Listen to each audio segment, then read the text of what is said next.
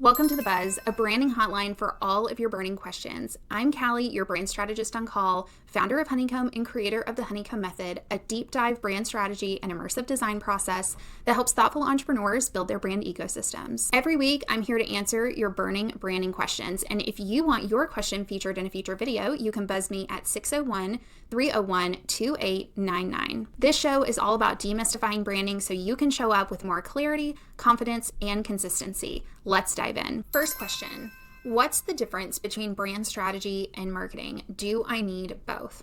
The short answer is yes, but let's first start by defining some terms and really understanding the difference between brand strategy and marketing because they are not the same. Brand strategy is your North Star. It is the framework and foundation that defines your brand ecosystem as a whole.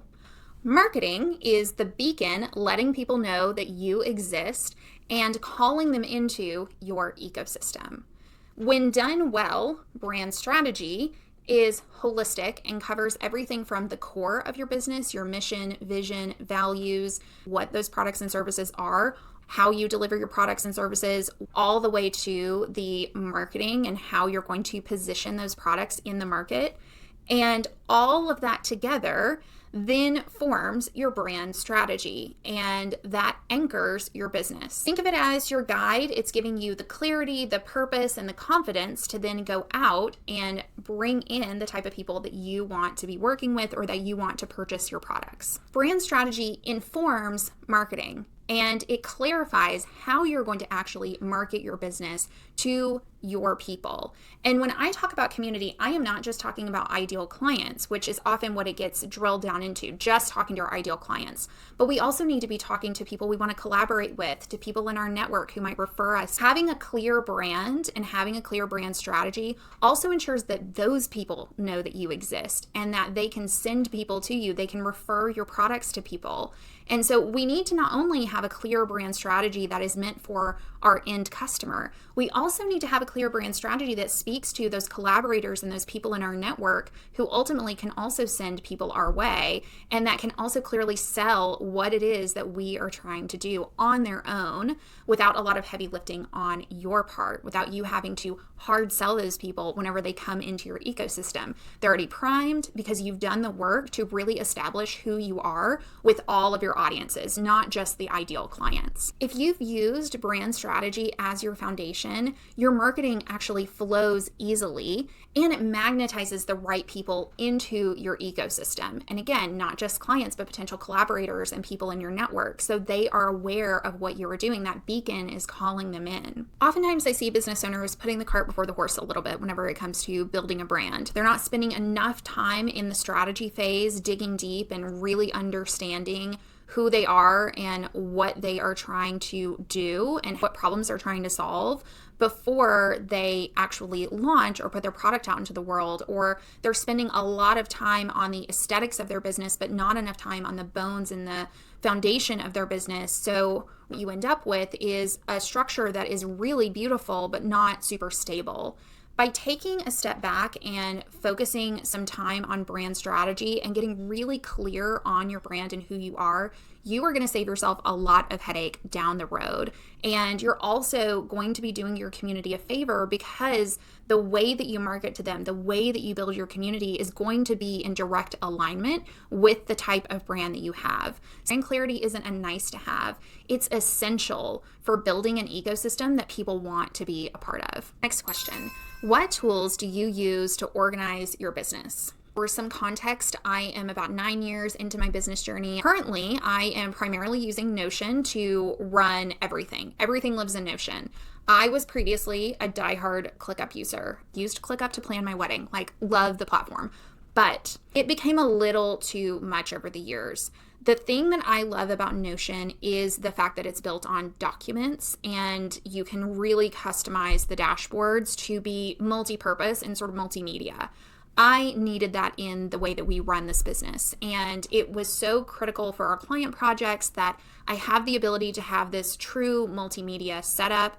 And also for myself personally, I'm a super visual person, and ClickUp was just not visual enough for me. So we just simplified this year. We went to Notion. We have moved all of our clients over to Notion, and they also seem to like it better. There is less of a learning curve for them with Notion, and it is so customizable. It can be anything that you want it to be, which I love, and it's just been a really great change. And I think that that's so crucial as a business owner to be willing to say, this is no longer working. Maybe it was at one time and it was really great during that time, but now for where we're at, we need a different tool. And so we switched over to Notion. One thing I want to call out about Notion is how I actually organize my work days. I'm currently using a customized version of the Leisure Ethic template from Xanthe Appleyard. She is amazing. If you are not following her on social, please do so immediately. She is incredible. I can't say enough good things about her content and the way she works and her approach to business. Her Leisure Ethic template is built to house both your life stuff and your work stuff. And I love that approach. It is what I needed because I am balancing 3 roles in my life right now. I am CEO of Honeycomb, where I'm trying to guide our business to this next phase of growth. I am also a brand strategist to our clients, and I'm a co-founder of another business. And we also have our farm and life. And so that means I really need a platform that can do a lot of heavy lifting for me. And I love that the Leisure Ethic template was plug and play. So I did not change a lot other than really the work section of it and how that functions for my own personal workflow. But I just love it because it combines affirmations and it combines all of the things that you need to be the person you want to be in your business, intentions and motivation and beautiful visuals to motivate you, but also it's tactical in that you can actually get your work done. And I have never seen someone set up their workflow the way that Xanthe sets up her workflow with her whole methodology, which I'm not going to share about too much here because you just need to go check her out and see what she's talking about. But her method of working has just worked so well with my brain, and I absolutely love this template. So if you are looking for something that will make it easy to plug and play Notion for your work and you just want to try it out, her template is amazing. I'll link it in the show notes below. I also wanted to share what my phone screen looks like because I do think that there are some pro tips when it comes to really leveraging the new iPhone home screen layout. And I'm going to try to track down the Substack where I saw this the first time because it has been a game changer for me. So my home screen is set up to have really easy things for me to click. Apple Notes is something that I use all the time for like quick jotting down of ideas. So I make that super accessible on my home screen. I'm also referencing Google Maps a lot, so that happens to be on my home screen. And I love seeing my calendar right there really easily so I can quickly scan my day in the morning. But then on my second screen, I have quick links to Notion.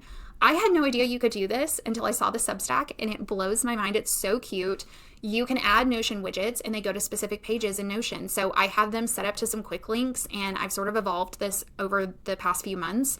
And I love this because I can easily reference what I am trying to get to quickly and jot down an idea, check something off, check in on something. It's so good. So that one thing, changing my phone screen, has been really amazing for productivity. There's also something about not being able to easily swipe over to my apps and access like Instagram or LinkedIn or any of those. That has been really helpful for my screen time as well. I also have a couple of other tools that I've been really obsessed with, one that I've used for years and one that's kind of new to me thanks to Social Life, this group that I'm a part of. The one that I've been using for years is Dubsado. I use that for client management, so that's proposals, contracts, invoices. All of that is done through Dubsado. That is a tool that I love, that is really incredible and powerful, and they are about to launch their 3.0 here in the next couple months. And from what I've seen, it looks really amazing. So I'm super stoked about that. I've also got a new tool that I am loving called Obsidian. If you write a lot, if writing is a really big part of your creative practice, of your creative work, Obsidian is amazing. If you do not like the distraction of being in like Google Docs or having a lot of different docs to keep up with, you can link different documents together. It's completely offline, so it's an app on your Mac or your PC, and I've just really been enjoying it. It's been a really great way to have sort of an unplugged creative practice, as in I'm not logging on to the internet to write, and it's been super helpful for organizing thoughts. And then I use that in conjunction with Claude to analyze my writing, pull out common themes, and really help me think deeper about some of the things that I am writing about. Love this last question because I think it invites some, introspection, and it's something that we don't talk about a lot in the business space. What is something that you've changed your mind on recently? There's actually two things I wanted to talk about. LinkedIn has really surprised me the past couple months. I have not really been an active LinkedIn user other than managing some business pages for clients on LinkedIn. I personally did not really leverage LinkedIn all that much. But this year I was like, you know what? We're going to give it a shot and we're just going to see. And I don't even know if there's a space for me on LinkedIn, but maybe there is.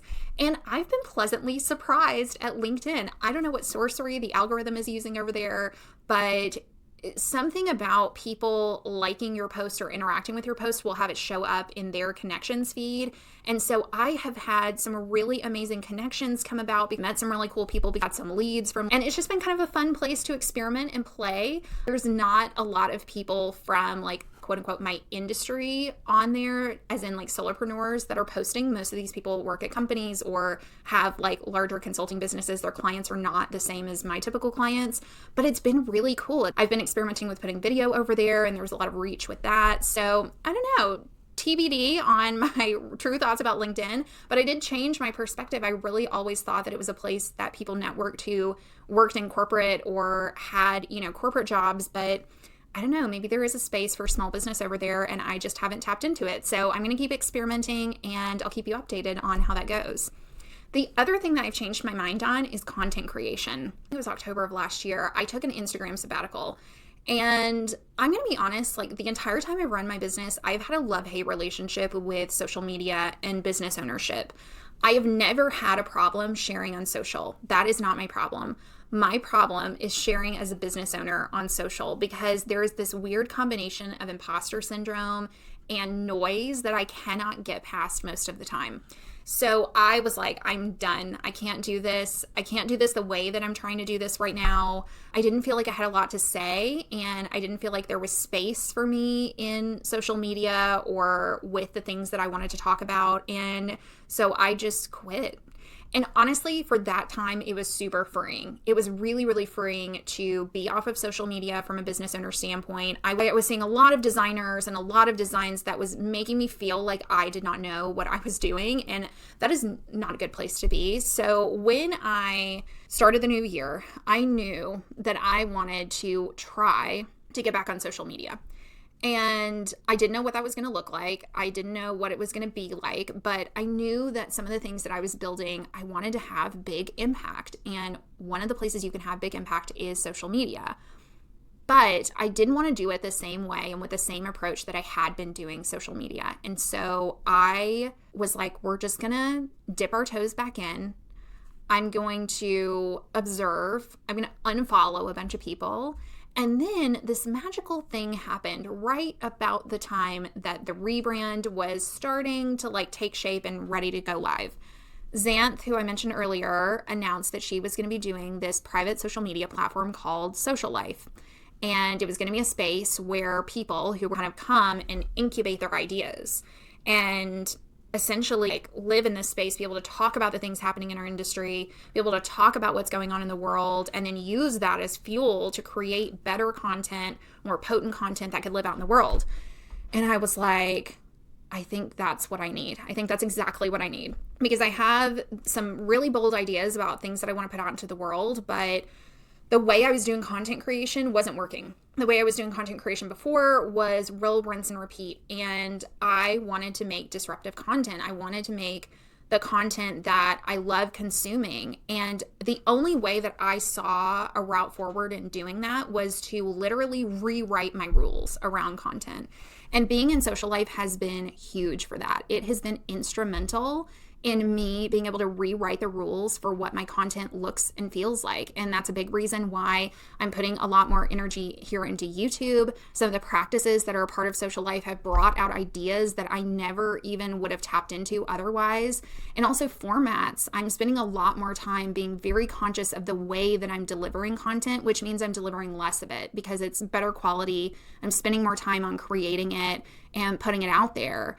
And honestly, it's been so fun and fulfilling, and it's bubbled over into this other brand that I'm building right now and creating better content for that company.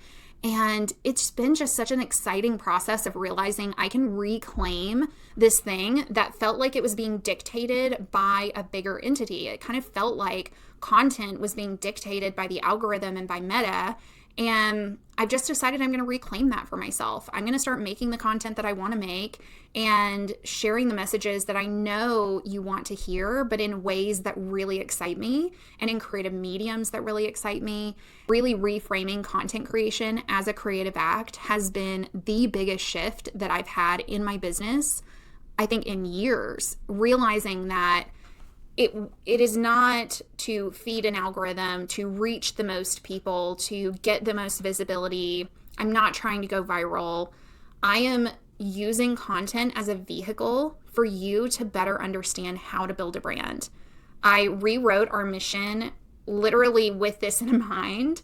And our mission statement now says we are inclusive in our content sharing and exclusive in our client work, because I do only work with like 10 people a year. And that's not a lot of humans to be working with one-on-one, but I want to be inclusive in the way that I am knowledge sharing, but also in a way that feels like its own creative process. And you may have seen that with our rebrand rituals post that I put out and the how I create video that lives here on this channel. Those are like little tiny slivers of what you can expect going forward from me and the way that I've reframed content in my mind. So I am really excited about content creation now. And I'm not thinking about it through any lens. Like, I'm not putting a box on it. I'm not saying I'm going to do it this way or I'm going to do it that way. I have this idea in my mind of what it looks like for Honeycomb to create content, and that's what I'm pursuing right now. So it may take a little longer sometimes to see a post. It's because I'm using content as a creative act rather than a churn and rather than a machine that I constantly have to be pumping out new content to feed.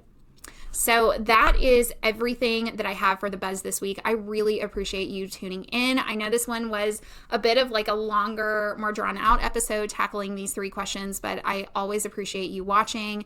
Catch me on Instagram at Honeycomb Creates if you want to follow the behind the scenes of the creative studio. You can find me on Substack at Calianea and here on YouTube weekly.